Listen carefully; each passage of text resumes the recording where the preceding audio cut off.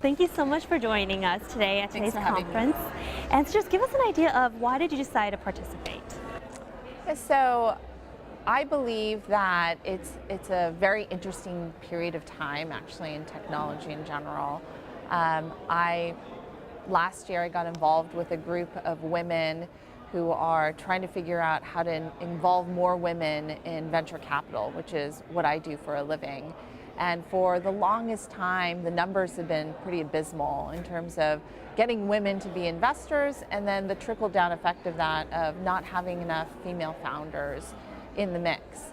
And it's kind of this interesting cycle, because when you invest in women, those women actually then become successful founders. Those women then turn out to become great investors as well. And if you don't have that cycle to really start, then it's a really tough rock to push up this hill, right? And so last year I became involved with this group we call All Raise. And we've been really making this concerted effort to bring awareness not only to other venture capital firms, but to each other and create support for each other. And then the last piece is actually to make founders much more aware of the presence of women in these networks.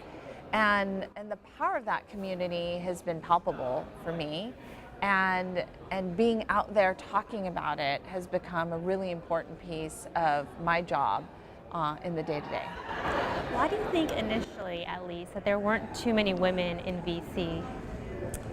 I think it's a tricky question, because I think there's a lot of different reasons. There's partially the reason that there weren't that many women in technology, period. But also there were sort of systemic issues, which was, when you went to go raise venture capital, even 15, 20 years ago, there was literally one road in Menlo Park, Sand Hill Road, that you would go to, and there were office parks in each of these areas where you would go in, and literally every single partner was a man. And most of them looked very similar, and they commune with one another, right? And to break into that circle in order to receive financing, you had to get an introduction, a warm introduction into that circle. And so you had to be sort of one step removed from this very elite small group of people who were on this one road.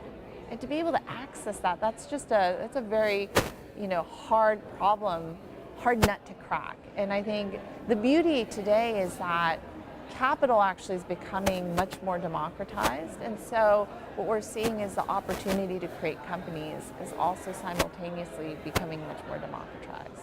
I'd love to hear about your experience of, at least in the beginning, when you're saying there's just a lot of men and you just had to find a way to, be in that community. How was it like for you as a female in the beginning, introducing yourself in this, male-dominated environment?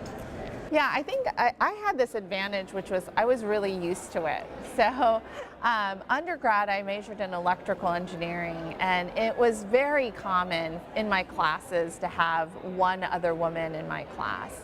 And I remember at one point complaining about this to my mom, and my mom said to me, "You're not in class to make friends. You have your dorm life to do that. And all of the extracurricular activities that you do, that's where you find friends."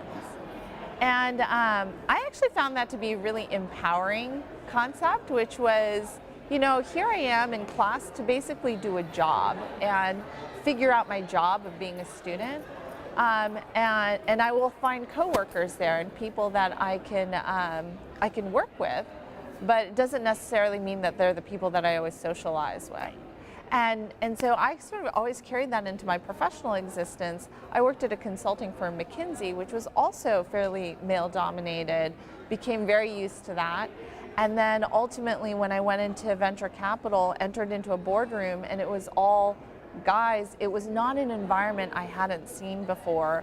I felt very comfortable in it, and so I never felt like I was an outsider. I felt like I was an operating system I already knew how to operate in. So for people who are watching and they do want to approach, let's say, somebody, but they're intimidated, how would you go about approaching it, or what would you advise them? I always just tried to be persistent. So I had this rule when I was in graduate school. There were certain professors that I really wanted to talk to, and I wanted to get their advice on the research that I was doing. And oftentimes the people that you want to talk to most are the ones who are the busiest. And so I had this rule of thumb that I would email the professor 5 times, assuming that if I didn't hear back from them, it wasn't because they didn't want to talk to me, it was because they were too busy to respond. And if after 5 times they didn't respond, I would just barge into an office hours. And so I had this, I would train myself to believe that it wasn't me, that it was the circumstance. And what the beauty of it is, 99% of the time, that's the truth, right? They are too busy. It's not about you. And sometimes it's you in the sense that you didn't craft the message specifically enough, or you didn't create a value proposition for them to really want to speak to you. But there's always something that you can offer. There's always a way that you can be interesting. And so it's just sort of, how do you craft that? How do you put thought into it? Because anyone who puts thought into it, it shows. And that's the way I've always approached those types of relationships. I completely agree. I think a lot of people, when they first, let's say, want to approach somebody, they do it once, they don't hear back. They're, oh, it's me, something's wrong with me, or they just immediately get discouraged. Yeah. And I think persistence is so important. Yeah. So I know that, I think there's a title out there saying you're the most powerful woman in startups. Where do you think that came from? So in the early days, first of all, there weren't that many women, and so that was pretty interesting. The second was that I have this very unique network within Stanford too, and so it's a unique combination that I have, which is not only do I work with startups that are fairly mature, so I'm still on the board of a company called Lyft, which is multiple billions of dollars. And I've seen that literally from inception, which was, Logan and John and maybe 3 or 4 other co-workers, to where they are today with literally thousands of people around them. And I think people who've witnessed that journey, there aren't that many, to really see it from the beginning to where the scale they're at today. I think the second piece is that I also sit at sort of the headwaters of where all of this technology is coming from, which is really Silicon Valley in the academic setting. And so I still teach at Stanford. I'm still deeply in contact with a lot of the professors that I've worked with in the past. And so I see a lot of technology in very nascent stages, reading technical papers. And so the reach is actually fairly broad, going from undergraduate students to graduate students, and then into now these more mature startup companies. And so I think where that came from, it was really sort of 10 years ago as I was getting started. I found it embarrassing, but I think that was sort of the genesis of that idea. And one of the last questions I want to ask is, everybody's always, especially in Silicon Valley, new companies, they always want to be in front of VCs. What would you advise them? What would you suggest if that is something that they want to do? How can they get noticed? I think they should do their research, right? So the most important piece is that there has to be a fit between the investor and the startup company. No startup company wants to have an investment from someone who doesn't care about their idea. And there's really good indications as to whether or not an investor is going to love that idea. There's sort of, what investments have they made? What's in their background? And so the best cold emails that I've gotten are not just about, here's the traction that I have, but it's sort of, they've constructed that email to be very specific about who I am and why I might care about this idea. And I think that's the way you can really stand out. Is there one adjective you can describe successful startup founders that you've met? Anybody who, one word that kind of describes them all you've seen in startup founders? This word seems negative on some level, but I think it's actually a really positive thing. They're a little bit naive, right? And so there's this notion that if you know everything, then you'd be too scared to do it, right? I'm listening to Shoe Dog right now by Phil Knight, and one of the things that I love about what he's talking about is he was too naive to know how complex this business would be of building shoes or making shoes and selling them. And I see that actually in my best founders is that they're naive in a really great way. They don't know all of the fundamental challenges.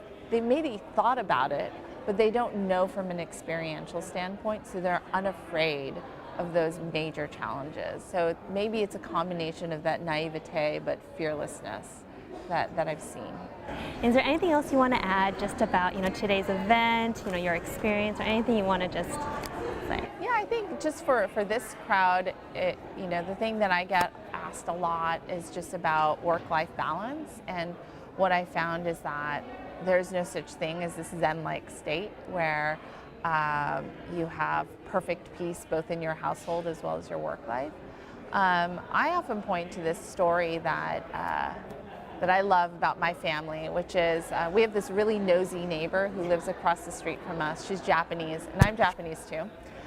So my mom oftentimes comes to make dinner for our family, and she was chit-chatting with our front door neighbor.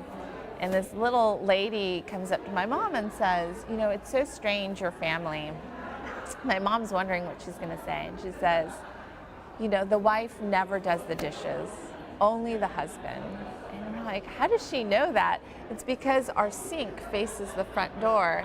And it's true. My husband, who is very busy executive, actually does the dishes. Amazing.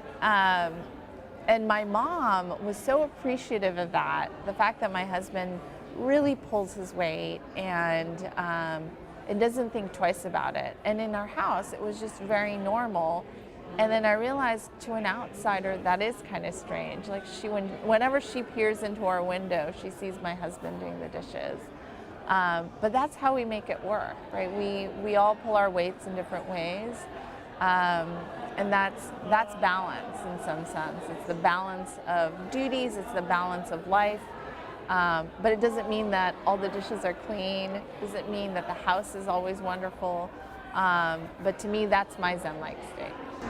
Thank you so much, Anne.